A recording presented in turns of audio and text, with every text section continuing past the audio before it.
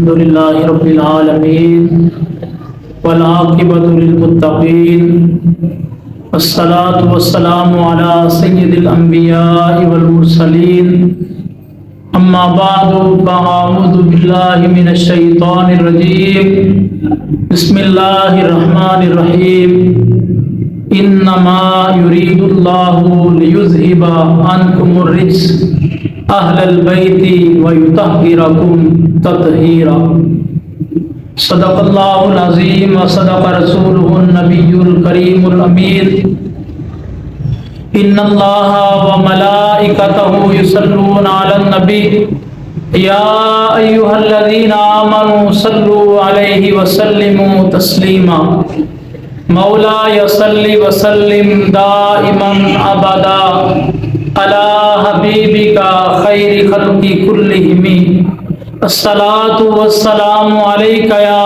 سيدي يا رسول الله وعلى آلك وأصحابك يا سيدي يا نور الله۔ حمد و ثنا کے بعد حضور نبی کریم صلی اللہ علیہ وآلہ وصحابہ وسلم کی خدمت میں درود و سلام عرض کرنے کے بعد میں نے جو آپ کے سامنے قرآن مجید فرقان حمید کی آیت مبارکہ تلاوت کرنے کا شرف حاصل کیا ہے، اس آیت مبارکہ میں اللہ رب العزت نے ارشاد فرمایا انما یرید اللہ، بے شک اللہ چاہتا ہے اے نبی کے گھر والو تم سے ہر ناپاکی کو دور کر دے اور تمہیں پاک کر دے جس طرح پاک کرنے کا حق ہے۔ حضرات محترم، ہم رمضان المبارک میں جمعۃ المبارک کی گھڑیوں میں بیٹھے ہوئے ہیں اور 3 رمضان میں سیدہ کائنات سیدہ فاطمہ الزہرا رضی اللہ تعالی عنہا کا یوم وصال ہے، تو آج انہی کی شان میں کچھ عرض کرنے کی کوشش کریں گے۔ اللہ رب العزت ان کی نگاہ عنایت ہم پہ فرمائے اور ہمارا خاتمہ بھی انہی کے خادموں میں ہو۔ اللہ رب العزت نے سیدہ کائنات سیدہ فاطمہ الزہرا رضی اللہ تعالی عنہا کو ہر نسبت اعلیٰ نسبت دی۔ آپ بیٹی ہیں تو امام الانبیاء کی بیٹی ہیں، سیدہ خدیجہ الکبریٰ کی نور نظر ہیں۔ آپ زوجہ ہیں تو شیر خدا رضی اللہ تعالی عنہ کی زوجہ ہیں، اور آپ والدہ ہیں تو حسنین کریمین کی والدہ ہیں۔ اللہ پاک نے آپ کو فضیلت وہبی بھی عطا فرمائی اور فضیلت کسبی بھی عطا فرمائی۔ فضیلت وہبی وہ فضیلت ہے یعنی انسان غریب کے ہاں پیدا ہو یا امیر کے ہاں پیدا ہو، لولا لنگڑا پیدا ہو، نبینا پیدا ہو، یعنی انسان کا جس میں اختیار ہی نہیں، اللہ رب العزت کا اختیار ہے کہ اللہ پاک نے آپ کو امام الانبیاء کے ہاں پیدا فرمایا، آپ امام الانبیاء کی بیٹی بنی، یہ اللہ رب العزت نے عطا کیا۔ اسی طرح آپ والدہ بنی تو حضرت امام حسن اور حضرت امام حسین کی والدہ بنی، یہ اللہ کا اختیار ہے، یہ فضیلت وہب بھی ہے۔ پھر آپ کے جو خامد ہیں وہ شیر خدا ہیں، یہ فضیلت وہب بھی ہے، یعنی وہ فضیلتیں بھی اللہ رب العزت نے جو انسان کے اختیار میں نہیں ہیں وہ بھی آپ کو عطا فرمائیں۔ اور فضیلت کسبی جو انسان جیسے کماتا ہے، کسب کرتا ہے، نیکیاں کماتا ہے، گناہ کماتا ہے، تو کسبی فضیلت ہے، وہ بھی اللہ پاک نے آپ کو عطا فرمائی۔ آپ نے صرف وہ بھی فضیلت پر اکتفا نہیں کیا، آپ ہاتھ پہ ہاتھ رکھ کر نہیں بیٹھی کہ میں امام الانبیاء کی بیٹی ہوں، سیدۃ النساء کی بیٹی ہوں، امام حسن و حسین کی والدہ ہوں، بلکہ آپ نے اللہ رب العزت کی عبادت کی، کوشش کی، اور کوشش میں آپ نے اللہ پاک کو راضی کیا۔ ام المؤمنین سیدہ عائشہ صدیقہ رضی اللہ تعالی عنہا سے کسی نے سوال کیا کہ سرکار علیہ الصلوۃ والسلام کو سب سے زیادہ کون محبوب ہے، پسندیدہ شخصیت حضور علیہ الصلوۃ والسلام کی کون سی ہے؟ تو سیدہ فرماتی ہیں فاطمہ۔ پھر انہوں نے پوچھا مردوں میں، یہ تو عورتوں کی بات ہو گئی، مردوں میں سرکار علیہ الصلوۃ والسلام کس سے زیادہ محبت فرماتے ہیں، کس کو زیادہ لائک کرتے ہیں، پسند کرتے ہیں؟ قالت زوجها، تو انہوں نے فرمایا ان کے شوہر، ان کے خامد، یعنی حضرت علی المرتضی شیر خدا رضی اللہ تعالی عنہ۔ تو حضور علیہ الصلوۃ والسلام کی محبوب ترین شخصیت سیدہ فاطمہ الزہرا ہے، اور حضور علیہ الصلوۃ والسلام کی چھوٹی بیٹی، چھوٹوں پہ لاڈ ہوتا ہے، پیار ہوتا ہے، اور آپ کی جو یوم ولادت ہے، پیدائش ہے، سرکار علیہ الصلوۃ والسلام کے اعلان نبوت سے 5 سال پہلے کی ہے۔ یعنی حضور علیہ الصلوۃ والسلام نے اس وقت اعلان نبوت فرما دیا تھا اور آپ کی عمر 5 سال تھی، اور ابتدائی دور جو اسلام کا دور ہے وہ آپ کا بچپن کا دور ہے، اور آپ نے سارے دور دیکھے۔ حضور علیہ الصلوۃ والسلام پر مشکلات بھی دیکھی، پھر حضور علیہ الصلوۃ والسلام نے جب مکہ فتح کیا وہ دور بھی آپ نے دیکھے۔ تو اسلام کے اندر رہ کے آپ نے پرورش پائی، سرکار علیہ الصلوۃ والسلام کے انتہائی قریب رہ کے آپ نے پرورش پائی۔ اور آپ کے بچپن کا واقعہ ہے کہ ابو جہل نے آپ کو تھپڑ مارا، تو آپ حضور علیہ الصلوۃ والسلام کے پاس روتی روتی آئیں۔ حضور علیہ الصلوۃ والسلام نے فرمایا ابو سفیان کے پاس جاؤ۔ تو اہل عرب اس وقت بھی اخلاقیات سے گرے نہیں تھے، جب کسی کے اوپر ظلم ہوتا، زیادتی ہوتی تو اس کی ہیلپ کرتے، مدد کرتے۔ تو جب آپ سیدہ فاطمہ الزہرا رضی اللہ تعالی عنہا ابو سفیان کے پاس گئیں، شکایت لگائی، تو ابو سفیان اٹھا ابو جہل کے پاس گیا، آپ کو ساتھ لے کے گیا اور کہنے لگا اس کے منہ پہ تھپڑ مارو، اگر یہ کچھ کرے گا تو میں اس کا جواب دوں گا۔ تو سیدہ فاطمہ الزہرا رضی اللہ تعالی عنہا سے بچپن میں ابو جہل کے منہ پہ تھپڑ مروایا۔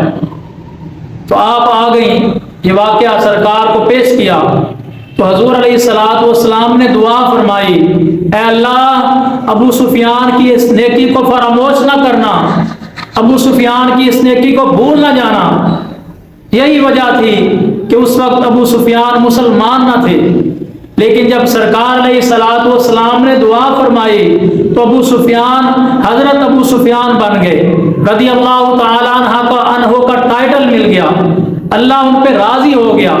یعنی حضور علیہ الصلوۃ والسلام کی دعا کی برکت سے، سیدہ فاطمہ الزہرا رضی اللہ تعالی عنہ کی دل جوئی کی برکت سے اللہ پاک نے انہیں دولت ایمان عطا فرمائی۔ تو یہ بچپن کا واقعہ ہے۔ حضور علیہ الصلوۃ والسلام بڑا پیار فرماتے تھے، سیدہ تھے، اور حضور علیہ الصلوۃ والسلام ان کے سر کے سونگا کرتے تھے، سر کو سونگا کرتے تھے، اور آپ فرمایا کرتے تھے کہ میری کلی ہے، جنت کی کلی ہے، اس لیے آپ کو زہرا کہا جاتا ہے۔ اور فاطمہ الزہرا، فاطمہ کا مطلب ہے چھڑانے والی، اور ایک روایت میں ہے کہ اپنی اولاد کو جہنم سے چھڑائیں گی، اور دوسری روایت میں ہے کہ اپنے عقیدت مندوں کو بھی جہنم سے چھڑائیں گی، شفاعت کریں گی، سفارش کریں گی۔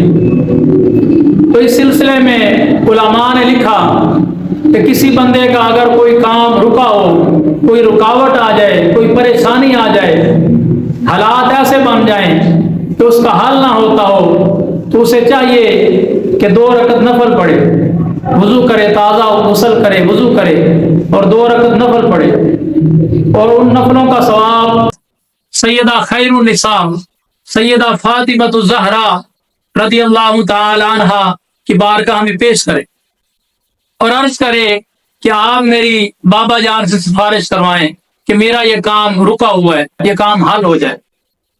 تو بزرگ فرماتے ہیں کہ جو بندہ ایسا کرے گا تو 2-3 دن میں ہی سیدہ کی سفارش سے، سرکار علیہ الصلوۃ والسلام کی نظر کرم سے، اللہ کے فضل سے اس کا کام حل ہو جائے گا۔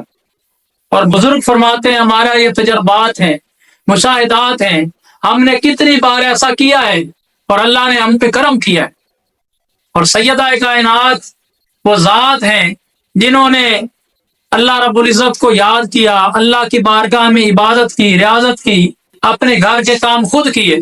یہ نہیں کہا کہ میں نبی کی بیٹی ہوں، میں اتنے عالی نسب سے ہوں، اتنے اعلیٰ خاندان سے ہوں، بلکہ آپ نے اپنے بچوں کی پرورش خود کی، اپنے بچوں کو خود کھلاتی پلاتی، خود نہلاتی، خود تیار کرتی۔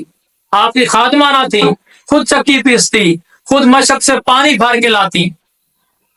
اور آپ جب تھک جاتی تو حضور علیہ الصلوۃ والسلام کی بارگاہ میں حاضر ہوتی تو آپ نے تسبیح فاطمہ آپ کو عطا فرمائی۔ آپ کو پتہ ہے سبحان اللہ، الحمدللہ، اللہ اکبر، تو یہ حضور علیہ الصلوۃ والسلام کا عطا کردہ نسخہ ہے۔ جو بندہ بھی تھک جائے تو یہ تسبیح پڑھے تو اللہ کی مدد سے، اللہ کے فضل سے تھکاوٹ دور ہو جاتی۔ تو یہ بھی آپ کی عطا ہے۔ اور جب تھک جاتی اپنے دن کے کام مکمل کر لیتی تو یہ تو دنیا داری ہے، دنیا کے کام تھے، پھر اللہ رب العزت کی بارگاہ میں حاضر ہو جاتے اور اللہ کو راضی کرتی۔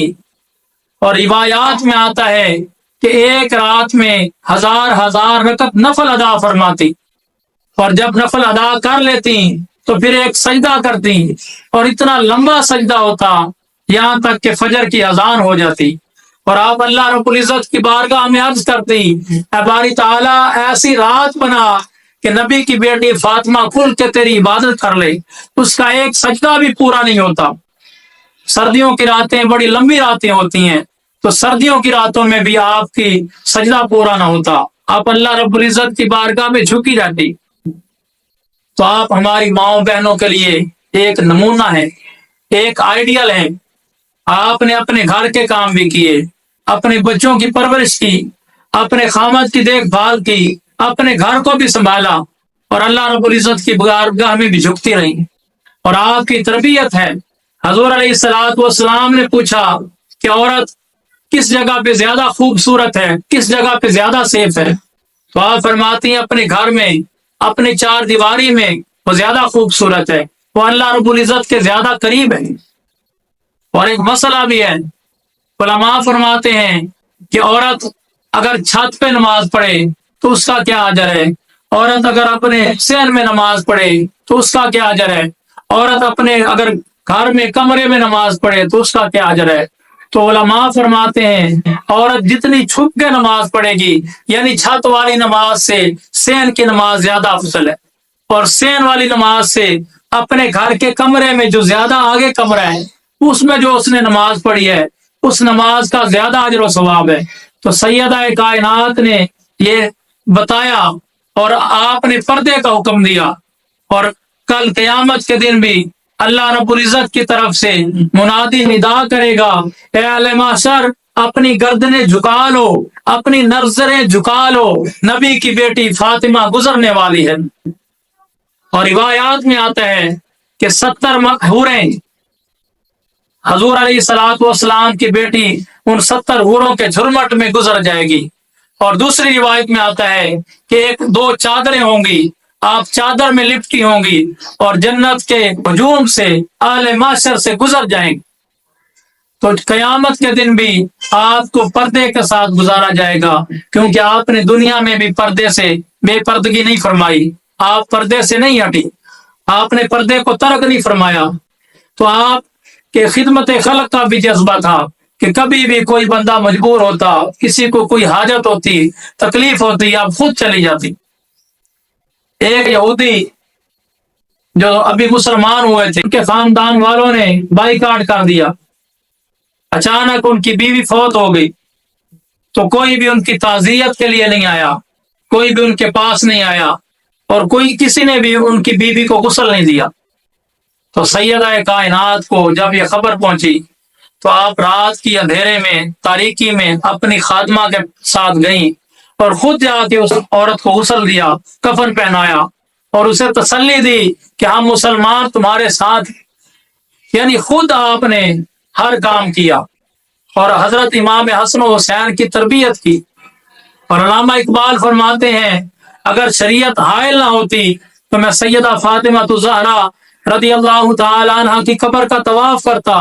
یعنی آپ کے اتنے احسانات ہیں اسلام پر کہ آپ کے احسانوں کی وجہ سے میرا دل چاہتا ہے کہ میں آپ کی قبر کا طواف کروں.